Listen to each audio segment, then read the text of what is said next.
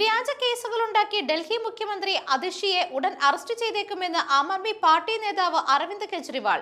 ഇത് സംബന്ധിച്ച് ED, CBI, ആദായ നികുതി വകുപ്പ് തുടങ്ങിയ കേന്ദ്ര ഏജൻസികൾക്ക് ബിജെപി നിർദ്ദേശം നൽകിയിട്ടുണ്ട്.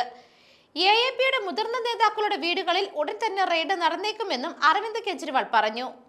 ഡൽഹിയിലെ എഎപി സർക്കാർ പ്രഖ്യാപിച്ച മഹിളാ സമ്മാൻ യോജന, സഞ്ജീവനി യോജന എന്നിവയിൽ വിറളി പൂണ്ടവരാണ് ഈ നീക്കത്തിന് പിന്നിൽ.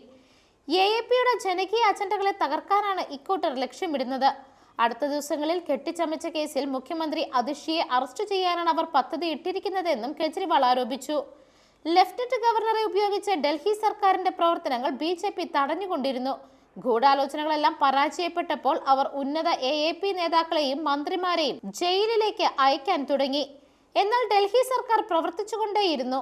ബിജെപി ഇപ്പോൾ ചരിത്രപരമായ പരാജയത്തിലേക്ക് നീങ്ങിക്കൊണ്ടിരിക്കുകയാണെന്നും കെജ്രിവാൾ പറഞ്ഞു.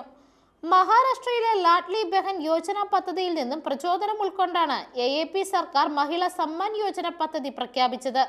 അർഹരായ സ്ത്രീകൾക്ക് 1000 രൂപ നൽകുന്നതാണ് പദ്ധതി. വീണ്ടും അധികാരത്തിൽ വന്നാൽ ഈ തുക 2100 വർദ്ധിപ്പിക്കുമെന്ന് കെജ്രിവാൾ പ്രസ്താവിച്ചിരുന്നു. ഡൽഹിയിൽ അടുത്ത വർഷം നിയമസഭാ തിരഞ്ഞെടുപ്പ് നടക്കുവാനിരിക്കുകയാണ്. News desk മെഗ്നവിഷൻ.